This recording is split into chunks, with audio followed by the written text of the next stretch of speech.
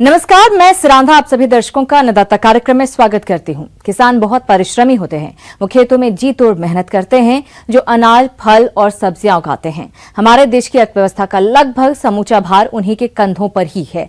ऐसे ही भारतीय किसानों को खेती बाड़ी से जुड़ी हुई बहुत सी नई, रोचक और लाभकारी जानकारियां देने के लिए हर रोज सुबह हम आपके साथ आते हैं। तो चलिए कार्यक्रम शुरू करने से पहले देखते हैं क्या है आज के अन्नदाता में। कटहल के बागों से अधिक उपज के लिए जरूरी सुझाव।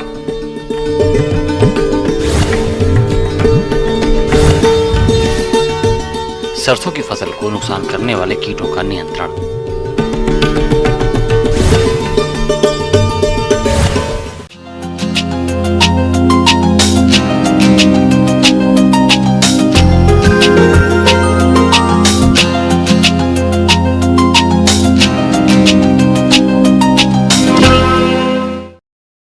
कटहल को सब्जी और फल में प्रयोग किया जाता है। जो किसान कटहल की बागवानी किए हैं, उनके लिए बाग में किए जाने वाले कार्यों की तकनीकी जानकारी जरूरी है, तभी उन्हें बाग से अधिक फलत मिलेगी। तो इस समय कटहल के बाग में कौन कौन से जरूरी कार्य करने हैं, आइए जानते हैं डॉक्टर प्रतिभा से।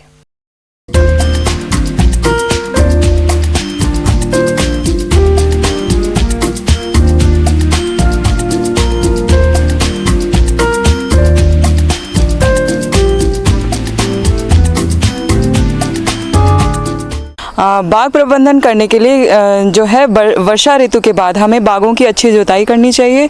जो बाग में खरपतवार हो रही है उसको निराकरण करना चाहिए और साथ ही पेड़ों के प्रत्येक थाले पे पेड़ों की सफाई करनी चाहिए, थाले की सफाई करनी चाहिए और साथ में पेड़ों की कटाई छटाई भी करनी चाहिए। कटाई छटाई करना बहुत ही ज़्यादा आवश्यक है, क्योंकि इससे पेड़ों को मजबूती मिलती है और साथ में आने वाली जो फलत है, अगले साल जो आने वाली फलत है उसको फलों की गुणवत्ता अच्छी होती है और अधिक उपज प्राप्त होती है।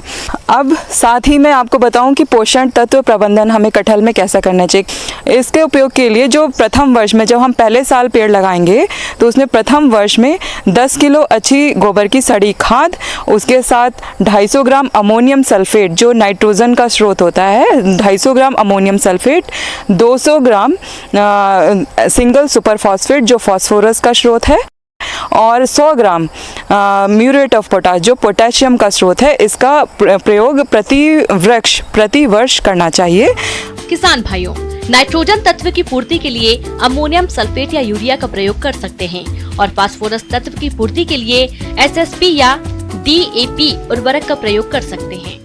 और इसी मात्रा को हम इसी के साथ दुगना तिगुना चौगुना करते जाते हैं और ऐसा करते हुए 10 वर्षों तक इसी मात्रा को 10 गुनी करते जाएंगे। यानी 10वें वर्ष जो हम प्रयोग करेंगे वो 100 किलो गोबर की सड़ी खाद और साथ में हम प्रयोग करेंगे 2.5 किलो अमोनियम सल्फेट जो नाइट्रोजन का स्रोत होगा और 2 किलो सिंगल सुपर फॉस्फेट जो कि फास्फोरस का स्रोत होगा और साथ 1 किलो म्यूरेट ऑफ पोटाश जो कि पोटेशियम का स्रोत होगा।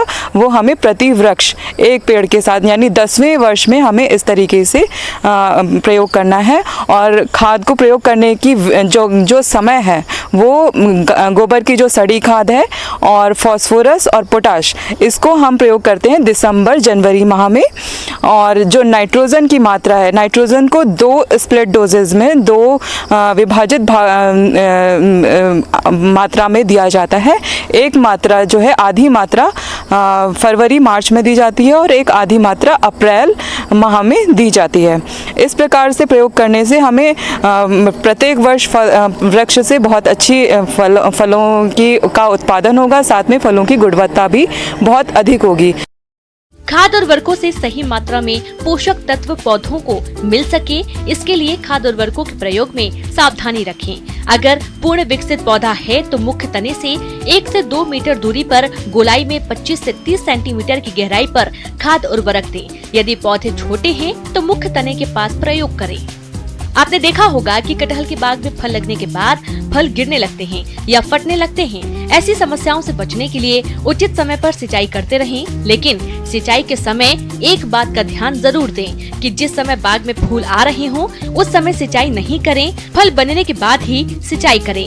साथ ही सूक्ष्म पोषक तत्वों का भी छिड़काव करें। आमतौर पे कटहल में देखा गया है कि इसमें बोरॉन की कमी पाई जाती है।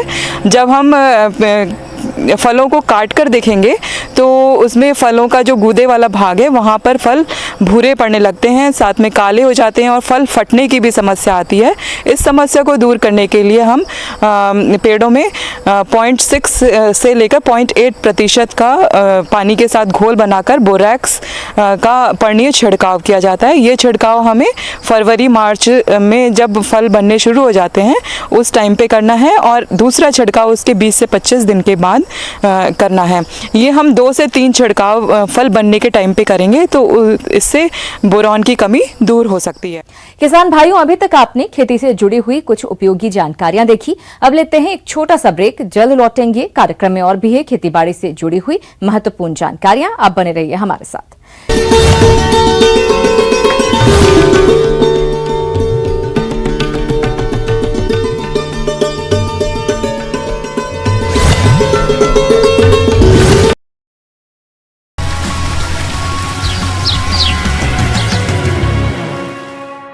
ब्रेक के बाद आप सभी दर्शकों का अन्नदाता में एक बार फिर से स्वागत है। चलिए अब रुख करते हैं अगली कड़ी की ओर।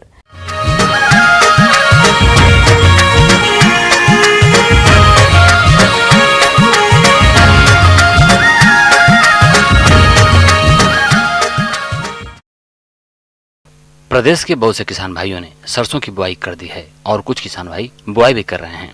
वैसे तो सरसों में कीटों का प्रकोप बुआई से लेकर कटाई तक होता है, जिससे फसल को बहुत अधिक हानि होती है। इस हानि से बचने के लिए किसान कीटों का नियंत्रण कैसे करें, इस बारे में जानकारी के लिए मिलते हैं कृषि वैज्ञानिक डॉक्टर आरपी मौर्य से।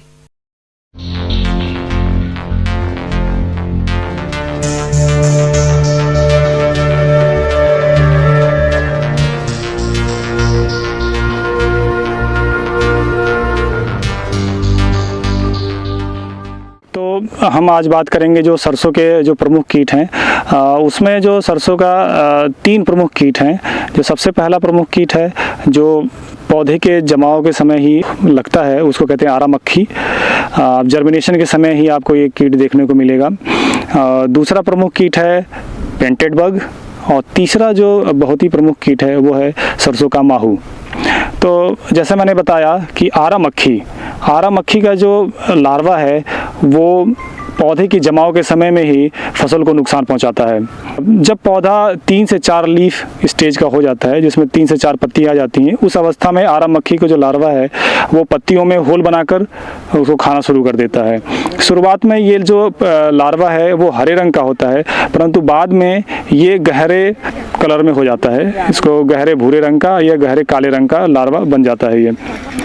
और ये दिन की अवस्था में ये मिट्टी में छुपा रहेगा और रात के समय में ये पत्तियों को खाना शुरू कर देता है। जब इसका ज़्यादा प्रकोप होता है तो जमाव के समय में हम देखते हैं कि बहुत ही ज़्यादा क्षति पहुंचाता है, क्योंकि 2 से 3 पत्ती की अवस्था में ही ये फसल को काट देता है और ऐसी अवस्था में फसल को बहुत नुकसान होता है। अगर इससे हम नियंत्रण चाहते हैं तो बहुत ही सिंपल उपाय है इसका कि हम हल्का सा इरिगेशन कर दें, सिंचाई कर दें अपने खेत में हल्का सा। अगर हम सिंचाई करेंगे, क्योंकि मिट्टी में छुपा होता है, और जैसे ही हम सिंचाई करेंगे इसका जो लार्वा है वो मर जाएगा और इससे हमें मुक्ति मिल जाएगी। तो बहुत ही सिंपल उपाय है, हमें इरिगेशन कर देना चाहिए। खासकर वैसे हम लोग 25 से 30 दिन पे जो सिंचाई का है वो रिकमेंडेशन है कि जमाव के बाद, सरसों के जमाव के बाद 25 से 30 दिन के बाद हमें उसको सिंचाई करना चाहिए। उसी अवस्था में सिंचाई करने से जो आरा मक्खी की जो लार्वा है वो मर जाता है। किसान भाइयों, यदि आरा मक्खी का प्रकोप सरसों की फसल में अधिक देखने में आ रहा है तो आप इस कीट के नियंत्रण के लिए मिथाइल पैराथियान की 15 किलोग्राम मात्रा प्रति हेक्टेयर की दर से बुरकाव करें। इससे इस कीट पर आसानी से नियंत्रण पा लेंगे। उसके बाद से दूसरा प्रमुख कीट है, उसको बोलते हैं पेंटेड बग। पेंटेड बग एक लाल रंग का कीट है, चूसक कीट है। ये जो अपने सूंड से, पत्तियों से और पौधों से रस को चूसता है। तो इसकी जो मादा है वो अपने अंडे पत्तियों के ऊपर देती है और जो अंडों से जो निम्फ निकलता है वो गुच्छे में रहते हुए पौधे से रस को चूसते रहते हैं, जिससे कि कुछ समय उपरांत ही 1-2 दिन में ही वो पौधा मुरझाने लगता है और सूख जाता है। तो इस तरीके से ये जो सरसों को नुकसान पहुंचाते हैं। तीसरा जो प्रमुख कीट है वो है माहू। सरसों में सबसे बड़ी समस्या जिस कीट की होती है वो माहू की ही रहती है। माहू जो आप देखेंगे कि जमाव के समय से लेके और हार्वेस्टिंग तक इसका प्रकोप बना रहता है सरसों में। माहू कीट को कई नामों से जाना जाता है। इसे कहीं चेपा तो कहीं तेला कहते हैं। इसका प्रकोप सरसों की फसल पर बहुत अधिक होता है। ये हल्के पीले रंग के होते हैं।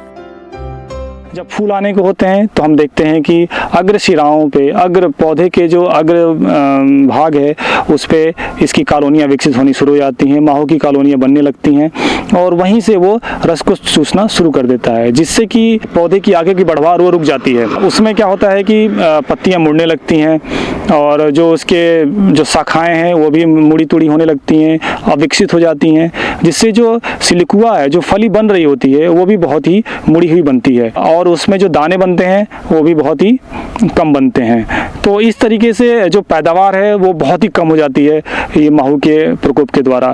तो माहू एक कॉलोनी से पूरी कॉलोनी, जो इसके पूरे खेत में इसकी कॉलोनी फैल जाती है, अतः इसका जो नियंत्रण है वो समय से करना बहुत ज़रूरी है। तो आइए किसानों अब बात करते हैं कि नियंत्रण इन कीटों का हम किस प्रकार से करें।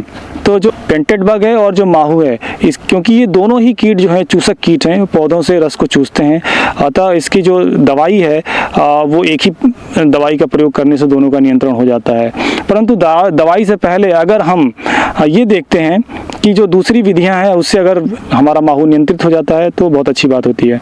जैसा कि आपको विदित है कि जो माहू है वो पीले रंग की तरफ आकर्षित होता है। तो अगर हम पूरे खेत में येलो स्टिकी ट्रैप, पीला चिपचिपा प्रपंच अगर हम लगाएं तो माहू जो है वो उसकी तरफ आकर्षित होगा और वो स्टिकी ट्रैप में जाके चिपक जाएगा। इससे जो शुरुआती जो माहू का प्रकोप होता है उसको नियंत्रित किया जा सकता है। ये बहुत ही अच्छी और इको फ्रेंडली मैनेजमेंट प्रैक्टिस है। अगर आपके खेत में प्रकोप बहुत कम है, अभी माहू का प्रकोप ज़्यादा नहीं हुआ है जिससे कि हम दवाई का प्रयोग करें, तो उससे पहले हम नीम ऑयल का स्प्रे कर सकते हैं। 2% नीम ऑयल का हम अगर स्प्रे करें तो हम माहू को रिपेल कर सकते हैं, वहाँ से भगा सकते हैं अपने खेत से। अगर इससे नियंत्रित नहीं होता है तब हमें दवाइयों का प्रयोग ही करना पड़ेगा। तो चूसक कीटों के नियंत्रण के लिए जो सरसों में लगती हैं पेंटेड बग और माहू के लिए थायोमेथोक्साम का आप प्रयोग कर सकते हैं। थायोमेथोक्साम एक दवाई है जिसको हम 25 WG के फार्मूलेशन में ये बाज़ार में उपलब्ध होता है। तो इसके दानेदार ग्रेन्यूल होते हैं। इसको अगर हम 3 ग्राम प्रति 10 लीटर पानी में घोलकर अगर छिड़काव करें खेत में तो माहू का भी और पेंटेड बग दोनों का भी इसका नियंत्रण किया जा सकता है। तो अगर आप लोग ये सारी क्रियाएं करते हैं तो सरसों में आप उचित पैदावार लेंगे और कीड़ों का भी प्रबंधन अच्छे से हो जाएगा। धन्यवाद। आगे और भी ये खेती बाड़ी से जुड़ी हुई बहुत सी रोचक जानकारियां, लेकिन यहाँ पर रुकेंगे एक और ब्रेक के लिए। जल्द हाजिर होते हैं।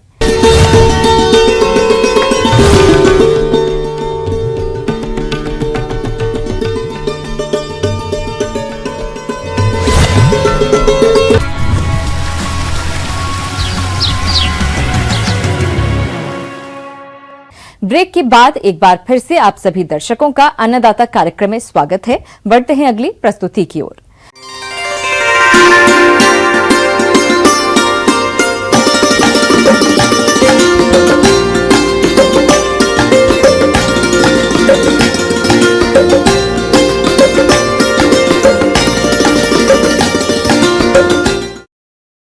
ग्लैडियोलस की खेती कम समय में अधिक आय का अच्छा जरिया है।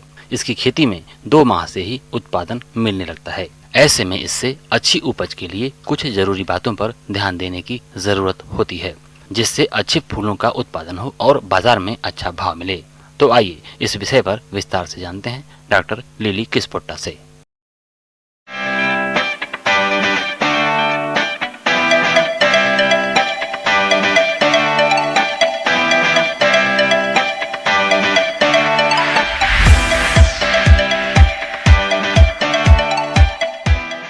ग्लैडियोलस की खेती के बारे में बात कर रहे हैं। और जैसा कि हमारे किसान भाई भी जानते हैं कि ग्लैडियोलस एक बहुत ही महत्वपूर्ण कट फ्लावर है और इसकी देश और विदेश में मांग दिनों दिन बढ़ती जा रही है। जिन किसान भाइयों ने ग्लैडियोलस की खेती की है उनकी फसल अभी खेत में लहलहा रही होगी और हम आशा करते हैं कि उनकी फसल अच्छी हो और वो रोग और कीटाणु मुक्त हो। फिर भी जिन किसान भाइयों ने इसकी खेती के लिए अक्टूबर में कंद अगर लगाई है तो उनके खेत में जो फसल अभी खड़ी है वो अभी उसमें पुष्प कलिका आने की अवस्था है, डंठल उसमें आने शुरू हो गए होंगे। तो इस दौरान हमारे किसान भाई किन बातों का ध्यान रखेंगे ताकि उन्हें अच्छी उपज और अच्छे कट फ्लावर का स्पाइक प्राप्त हो। ग्लेडियोलस की फसल से अच्छी गुणवत्ता की फूलों की प्राप्ति हो, इसके लिए इसमें समसामयिक कार्यों को समय पर करना बेहद जरूरी है, जो इस प्रकार हैं। जब हम बात करते हैं ग्लैडियोलस की खेती करने की तो हमारे किसान भाई खुले खेतों में इसकी खेती करते हैं। तो जब वो कंद की बुआई करते हैं तो इस बात का ध्यान रखेंगे कि उन खेतों में पर्याप्त सूरज की रोशनी मिलती रहे, सुबह से शाम तक उन खेतों में धूप आनी चाहिए। इससे फूलों की गुणवत्ता में बढ़ोतरी होती है। तो सबसे पहले तो किसान भाई ध्यान रखेंगे कि जिन खेतों में अभी ग्लैडियोलस की फसल 2 से 3 पत्तियों वाली अवस्था में है, उस अवस्था में वो पहली बार अपने खेतों से अवांछित जो खरपतवार हैं उनको हटा दें, क्योंकि इन्हीं खरपतवारों की वजह से फसल में कई तरह के कीड़े मकोड़े और बीमारियों का आक्रमण होता है।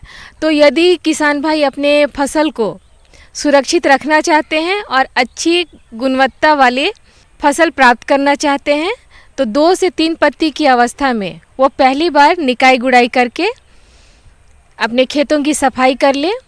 इसके बाद खरपतवार हटाने के बाद मिट्टी को चढ़ाते हैं।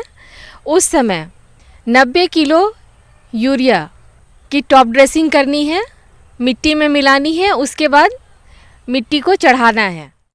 सिंचाई प्रबंधन। खेत में उचित नमी बनाए रखने के लिए 7 से 12 दिनों के अंतराल पर आवश्यकता अनुसार सिंचाई करते रहना चाहिए। ड्रिप से सिंचाई करने पर 40 से 60% पानी की बचत होती है। इसके साथ ही साथ इस बात का भी हमें ध्यान रखना है कि इसके बाद जब हमारी फसल 5 से 6 पत्तियों वाली अवस्था में आएगी उस समय दोबारा हमें अपने खेतों से खरपतवार हटानी है और नाइट्रोजन की जो दूसरी खुराक है यूरिया के रूप में 90 किलो यूरिया के रूप में हमें दूसरी बार खरपतवार हटाने और मिट्टी चढ़ाने के दौरान देनी है। किसान भाई इस समय इस बात का भी ध्यान रखेंगे क्योंकि ग्लैडियोलस की हाइट, जो पौधे की हाइट है वो अधिक होती है। कम से कम वो अगर अच्छी वैरायटी की फसल आपने ले रखी है, अच्छे वैरायटी के कंद आपने लगाए हैं तो उसकी ऊंचाई, पौधे की ऊंचाई 2 मीटर से अधिक होगी, तभी हमें अच्छे लंबे स्पाइक मिलेंगे। तो जब पौधे की लंबाई अधिक हो जाती है तो उसे हवा में झुकने का डर रहता है, टूटने का डर रहता है स्पाइक का। तो उन सब से बचने के लिए इस समय पौधों को सहारा देने की आवश्यकता है। तो सहारा देने के लिए हम बांस की डंडियों का इस्तेमाल करते हैं। ग्लेडियोलस की फसल में कई तरह के रोगों का प्रकोप होता है, तो इसके लिए खेत में निरीक्षण करके देखें और समय रहते फसल सुरक्षा के उपायों को अपनाएं। इसके साथ ही साथ किसान भाई इस बात का भी ध्यान रखेंगे कि इस समय पत्तियों में जो कीड़े लगते हैं, जो पत्तियों को खाकर नुकसान पहुंचाती है, यदि पत्तियों में कीड़े आते हैं तो वो किसी न किसी वजह से हमारे फूलों के डंठल को भी नुकसान पहुंचाती हैं और कलियों में भी वो चली जाती हैं। तो उनसे रोकथाम के लिए कीटनाशक का भी प्रयोग करेंगे। तो कीटनाशक के लिए आप क्लोरपाइरिफोस या इंडोसल्फान इसका 1 मिलीलीटर 1 लीटर पानी में घोल बनाकर स्प्रे कर सकते हैं। यदि इस अवस्था में आप इन बातों का ध्यान रखेंगे तो आपको अवश्य ही अच्छी गुणवत्ता वाले ग्लैडियोलस के कट फ्लावर्स प्राप्त होंगे, जिसकी आप मार्केट में अच्छे दामों में बेच सकते हैं और अच्छी आमदनी प्राप्त कर सकते हैं।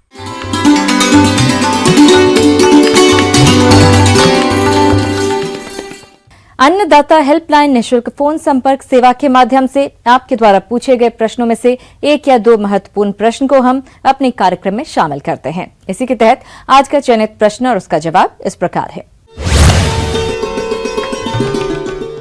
आज की अन्नदाता हेल्पलाइन में हमने जिस प्रश्न को शामिल किया है उसे पूछा है ग्राम बिलपुरा जिला जबलपुर के राम दहिन ने।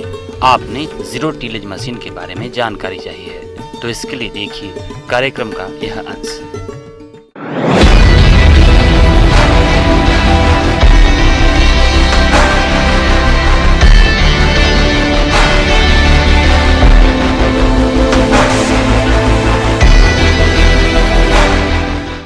आज हम बात करना चाहेंगे कि गेहूं की शून्य जुताई तकनीक से किस प्रकार बुआई की जाती है और गेहूं की शून्य जुताई तकनीक यानी जीरो टिलेज क्या चीज होती है।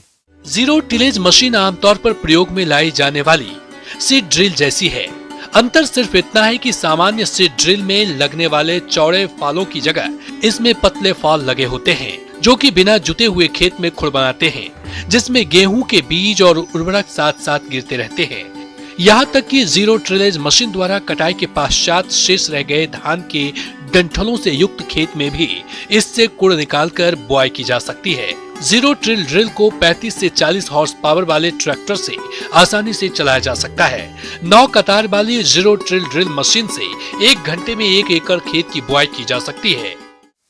अब हम इस तकनीक के लाभ के बारे में आपसे चर्चा करेंगे कि इस तकनीक से क्या क्या लाभ है। सबसे पहले ये कि हम इस तकनीक से समय पे बुआई कर लेते हैं। जो भी गेहूं की जो हमारी हम जितनी भी लेट अगर हम बुआई करेंगे तो उससे जो उत्पादन है वो प्रतिदिन के हिसाब से जो हमारा उत्पादन है वो कम आने लगता है, तो हमारा समय पे हमारी बुआई हो जाती है। फिर दूसरी बात ये है कि जो हमारा परंपरागत तरीके से हम खेत तैयार करते हैं, जहाँ पे खेत तैयार करने के लिए जो 3 से 4 बार हम कल्टीवेटर करेंगे, जुताई करेंगे उसकी और फिर खेत तैयार करेंगे, तो उसमें जो लगने वाला जो समय है उस समय को हम बचा के हमने सिर्फ बिना जुताई की हम इससे बुआई करने से हमारा समय की भी बचत हो गई।